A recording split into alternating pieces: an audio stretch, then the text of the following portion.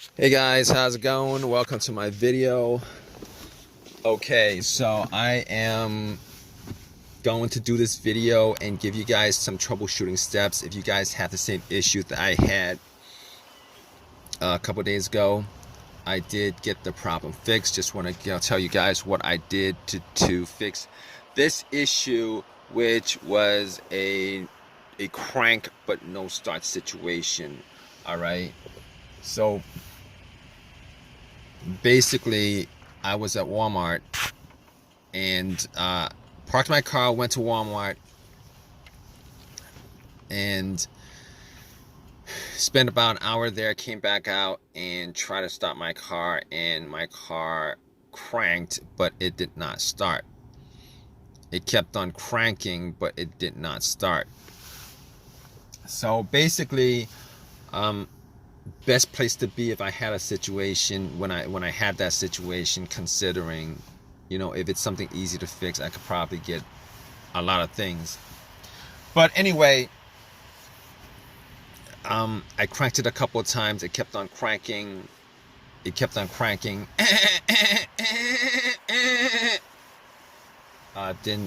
start up, didn't crank over.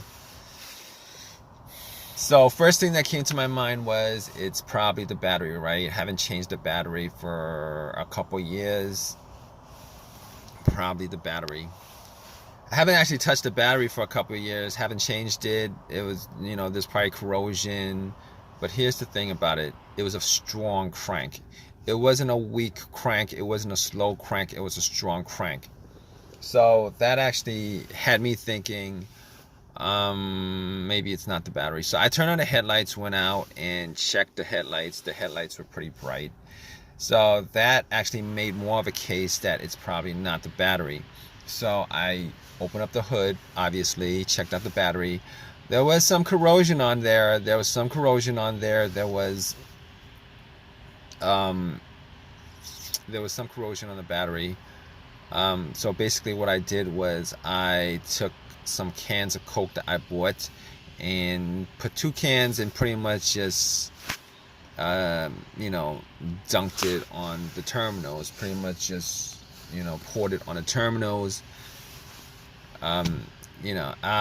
It's kind of messy, it's kind of dirty, it's kind of messy, it's kind of dirty. It's gonna turn syrupy when you guys do that, but it will.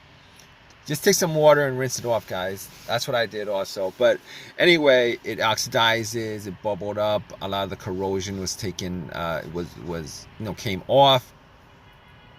And went back to Walmart to get a couple of things. Went back to Walmart to get a wire brush. And pretty much cleaned up the battery terminals. Got a little set of wrenches and... But I probably, probably didn't need to do all that because I actually have a power pack to test that out. Thinking about it right now. But anyway, I cleaned it up, try to crank it. It cranked. I mean, the crank might have been a bit stronger, but it cranked.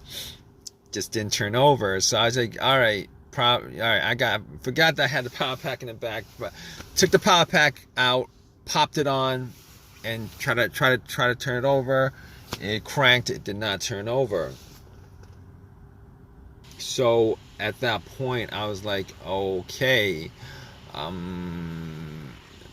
probably, I'm like, at that point I was 100% sure it wasn't the battery, considering considering the cranks were strong. It kept on cranking pretty strong, and putting the power pack on there, it should have just started up. It did not start up. So at that point I was like, I can rule out it's not the battery. All right. As far as the wiring on the battery, I could rule out that it wasn't the wiring on the battery either, because I actually did check out the ground wire. The ground wire is a negative cable, guys. For the most part, the ground wire is just connected to the frame of the car. I looked at the ground wire just to see whether there was whether it was loose, rusted, anything like that. It wasn't. It was very tight onto the frame, connected. There was no frayed wiring or anything like that. So I was like, okay. Okay, it's not probably not the wiring, probably not this. Okay, so I'm ruling out things at that point. All right, I'm ruling out the battery, I'm ruling out the wiring, and on top of that, I ruled out the alternator. The alternator wasn't really in you know what I thought it was causing it anyway, considering you know, it cranked up pretty strong. And cranking up pretty strong means that the battery was pretty strong. And then when I put the cables on from the power pack, and it didn't start off up, you know, it's not the alternator, guys. You guys think it's not the alternator, it's none of that other stuff, okay? So at that point, I was like, here's the thing. As far as me, if you guys are in this situation, you guys trying to troubleshoot this whole entire thing, trying to rule out certain things. All right, here's the thing. There was no check engine light on the dash at all. No check engine light on the dash before the situation happened. I haven't had a check engine light on my dash for a while. Had some other issue, but that was a long time ago.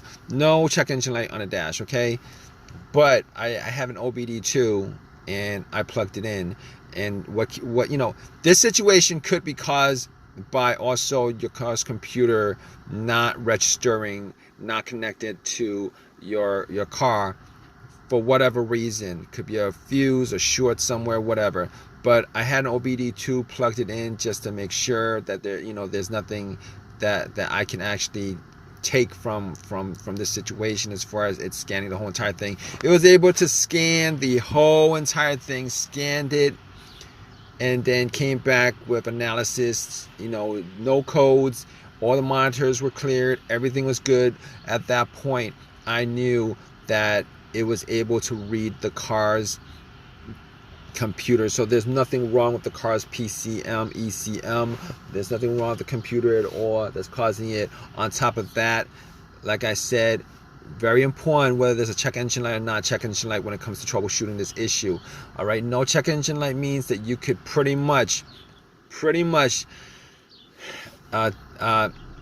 consider that, you know, all the other stuff that could be causing it with a sensor on there is probably not causing the issue. And when I say this, I mean the mass airflow sensor, I mean the throttle position sensor, I mean the camshaft sensor, I mean the crankshaft sensor, I mean every single thing that you could possibly think of, all those things that you could possibly think of that has a sensor to it that could be causing this issue, you could pretty much just rule every one of those things out. Pretty much. Not always the case. Sometimes sensors go bad and the computer doesn't detect it, or it has a little bit of an issue and the computer doesn't connect, doesn't detect it. But in this case, ruled all those things out. Camshaft, crankshaft, position sense, throttle positions. I ruled every one of those things out. So at that point, all right, I'm down to pretty much a couple of things.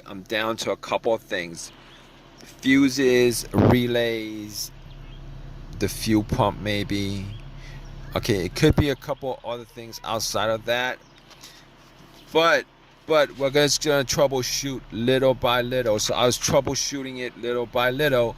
All right, so got to the fuses, got to the relays, and pretty much what I did was could not figure out whether a fuse was blown. Did not actually smell any kind of burnt smell from it. So being as I was around at Walmart, went in and got a fuse tester, tested all the fuses. All the fuses were good.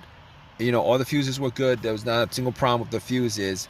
And I pretty much came to, it's either one of two things at that point that I could think of. All right, there could be a couple more things, you know, the ignition, etc. But I was down to a couple of things, and I looked at the relay, the fuel pump relay. All right, but before I did that, I was thinking it might be the fuel pump. So I was in my car, and I was trying to figure out whether I could hear hear the fuel pump whizzing, priming. All right, so if you guys don't know how to do this, essentially you would normally need two people to do this. One to listen to the fuel pump priming as the ignition is turned to the on position, not the crank position, because once you get to the crank position, you're gonna crank the car up and you're not gonna be able to hear it too well. All right.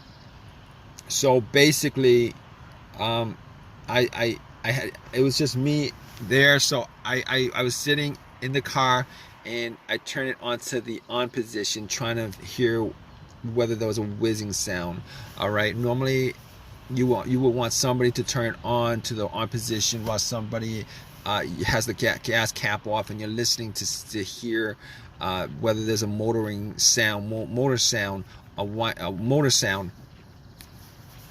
I couldn't do that.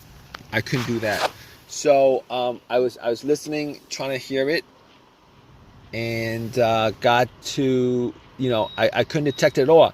I could not detect it at all. Detect the sound at all. So at that point, I was like, oh, okay, all right, we're gonna just swap out some relays. So I looked at the fuel pump relay, and I noticed that there was another relay that was the same. I'm not sure exactly where that relay actually, what component of the car that relay was for. Popped that relay out, popped it in, popped the relays out of the fuel pump, popped that relay out, swapped it. Swapped it. Guess what? It cranked over. Easy fix. Because if it didn't crank over, I would have been sure that it was the fuel pump that was the problem, but it cranked over, guys. So pretty much at that point, I knew it was the relay that what needed to be swapped out. Drove it to an AutoZone, got the relay, and pretty much just swapped the right one back, and threw away the bad relay, popped in a new one, and haven't had any issues since, guys. So if you guys are in this situation and you guys are looking for some troubleshooting tips on stuff like that, okay, just pretty much do what I did as far as troubleshooting each of those components. Hopefully you don't have a weird situation where it's some pretty crappy situation where it's a computer issue and the computer's not connecting to your car, which comes up every once in a while, or maybe even a fuel pump issue where you need to swap out a fuel pump, which is a lot more expensive than a relay. But I hope this has helped you guys out. If you guys like this video, please leave a comment in the comment section. Please subscribe. Please give me a thumbs up. Thanks. All right, guys, take care.